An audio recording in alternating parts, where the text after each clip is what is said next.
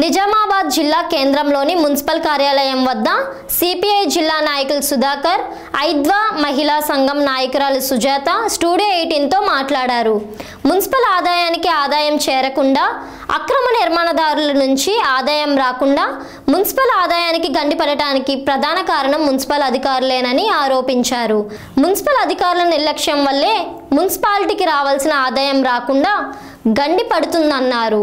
మండల రెవెన్యూ అధికారి పంచనామా చేసి ఆధారాలను మున్సిపల్ కమిషనర్కు అందజేసినప్పటికీ షాపింగ్ మాల్లపై చర్యలు తీసుకోకపోవడం అధికారుల నిర్లక్ష్యానికి నిదర్శనమన్నారు. లేకుంటే కొత్తగా అవుతున్నటువంటి కమర్షియల్స్ లాంటివి కావచ్చు, గతంలో జరిగినటువంటి కుంభకోణాలు అందరికీ తెలుసు. కానీ ప్రజాపాలన వచ్చిన తర్వాత కూడా ఇలా ఒక ఐఏఎస్ స్థాయిలో ఇన్ఛార్జి కమిషనర్ వచ్చిన తర్వాత కూడా ఇలా పాత పద్ధతితోనే కట్టడాలు కట్టడము, ఆ కట్టిన వాటికి ఏదో నామినల్గా ఒక అంతస్తు కట్టినట్టుగానే బిల్లులు చెల్లించడము జరుగుతూ ఉన్నది. దీంతో మున్సిపల్కు రావాల్సినటువంటి నిధులకు గండి కొడుతుందని చెప్పేసి మేము సిపిఐ పార్టీకి అభిప్రాయపడుతున్నాం.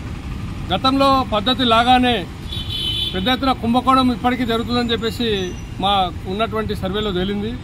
ఇప్పటికైనా ఈరోజు నిజామాబాద్లో జరుగుతున్నటువంటి కొత్తగా కడుతున్నటువంటి అపార్ట్మెంట్స్ కావచ్చు, కొత్తగా కడుతున్నటువంటి ఏదన్నా చిన్న చిన్న కమర్షియల్ కాంప్లెక్స్లు కావచ్చు, వీటికి ఒకటి అనుమతి తీసుకొని మరోలాగా కడుతున్నటువంటి పరిస్థితి ఉన్నది. దీనివల్ల మున్సిపల్కి రావాల్సినటువంటి ఆదాయము రాకుండా కొద్దిమంది లాభ ఆర్జన్నే ముందుగా పెట్టుకొని పనిచేస్తున్నారు. దీనికి సంబంధించి అధికారులు సాక్షాత్తు నార్త్ మేజిస్ట్రేట్ లాంటి తహసీల్దార్ లాంటి వాళ్ళే ఈరోజు ఇది జరిగింది అని చెప్పేసి స్పష్టంగా పంచనామా రిపోర్ట్లో తేలినప్పటికీ దానిపైన యాక్షన్లు లేవంటే ఎంత ఘోరంగా ఉందని చెప్పేసి నిజామాబాద్లో పరిస్థితి అర్థమవుతా ఉన్నది. దీంతో పాటు ఇక్కడ అవుట్సోర్సింగ్, అదేవిధంగా కాంట్రాక్ట్ పద్ధతిలో పనిచేసేటటువంటి ఆర్ఐలు కావచ్చు, ఇతర ఇన్స్పెక్టర్లు కావచ్చు, వీళ్ళందరూ కూడా నిజామాబాద్లో జరిగినటువంటి అవినీతి పైన, ఈ ఎవరైతే శిస్తులు కడతలేరో దీనిపైన, ఎవరైతే అక్రమాలు కడతా ఉన్నారో వీటిపైన స్వయాన కలెక్టర్ గారికి దరఖాస్తు ఇచ్చినప్పటికీ ఇప్పటికీ వీటిపైన చర్యలు తీసుకోవాలంటే మరి వారు ఎవరి అండా చూసుకొని ఇలా నిజామాబాద్లో అక్రమం చేస్తామని చెప్పేసి సిపిఐగా మేము భావిస్తా ఉన్నాం. ఇప్పటికైనా అయితే కమర్షియల్గా కడుతున్నటువంటి వాళ్ళు కావచ్చు, రియల్ ఎస్టేట్కు ఉన్నటువంటి వాళ్ళు కావచ్చు, భవనాలు పెద్ద పెద్ద భవనాలు కడుతున్నటువంటి వాళ్ళు కావచ్చు, ప్రభుత్వానికి గండి కొట్టకుండా చర్యలు స్థానిక ఐఏఎస్ గారు చూడాలని చెప్పేసి, మున్సిపల్ కమిషనర్ గారు చూడాలని చెప్పేసి సందర్భంగా మరోసారి సిపిఐ పార్టీగా విజ్ఞప్తి చేస్తా ఉన్నాం. అదేవిధంగా నిజామాబాద్ నగరపాలక సంస్థకు సంబంధించినటువంటి డిప్యూటీ కమిషనర్ గారి స్థాయిలో ఉన్నటువంటి కొత్తగా వస్తున్నటువంటి ఏవైతే షాపులు, అదేవిధంగా దుకాణాలు ఉంటాయో వీటికి సంబంధించి ట్రేడ్ లైసెన్స్ తీసుకోవాల్సిన అవసరం, బాధ్యత ఆ నిర్వహణ చేసే వారి పైన ఉన్నది.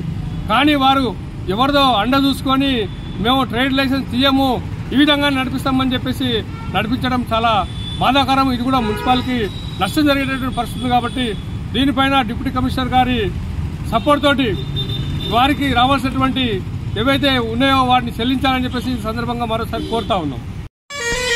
ఏదైతే నిజామాబాద్ మున్సిపల్ కార్పొరేషన్కి సంబంధించినటువంటి ఏరియాలలో బిల్డింగ్లు నిర్మాణం చేస్తూ ఉన్నారో వాటికి ఫస్ట్ సెకండ్ ఫ్లోర్లకే పర్మిషన్ తీసుకొని మిగతా థర్డ్ ఫోర్త్ ఫిఫ్త్ ఫ్లోర్ వరకు కడుతున్నా కూడా ప్రభుత్వానికి మున్సిపాల్కి వచ్చే నిధులకు గండి పడుతున్నా కూడా మున్సిపల్ కార్పొరేషన్ కమిషనర్ పట్టించుకునే పాపన పోవట్లేదు.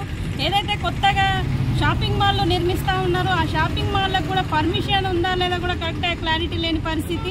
ఆ షాపింగ్ మాల్ల వల్ల రోడ్లపై విపరీతమైన ట్రాఫిక్ జామ్ అవుతూ ఉంది. షాపింగ్ మాల్కి పర్మిషన్ ఇవ్వాలంటే ఫస్ట్ పార్కింగ్ ఉందా లేదా అనేది ఒకసారి చూసుకొని అది ఉన్నప్పుడే వాళ్ళకు పర్మిషన్ ఇవ్వాల్సిన అవసరం ఉంది.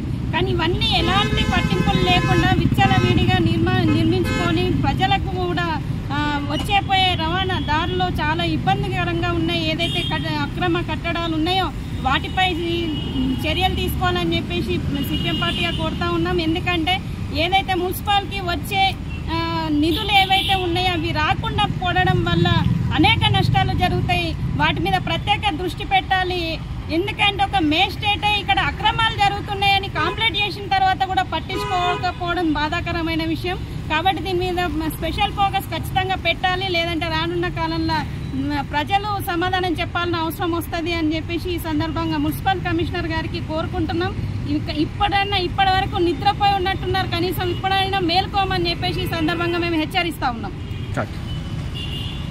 ఏదైతే వ్యాపారాలు చేసే వాళ్ళు ఉన్నారో వాళ్ళకి ట్రేడింగ్ లైసెన్స్ అనేది ఒకటి ఉంటుంది. దాన్ని పర్మిషన్ తీసుకున్న తర్వాతనే బిజినెస్ స్టార్ట్ చేయాలి. కానీ ఎలాంటి పర్మిషన్ లేకుండా విచ్చలవిడిగా వ్యాపారాలు చేస్తూ ఉన్నారు. వాళ్ళ మీద కూడా ప్రత్యేకమైన దృష్టి పెట్టాలని చెప్పేసి విజ్ఞప్తి చేస్తూ ఉన్నాం. ఏదైతే పెద్ద పెద్ద వ్యాపారస్తులు ఉన్నారో ట్రేడింగ్ లైసెన్స్ లేకుండా వాళ్ళు బిజినెస్ చేస్తున్న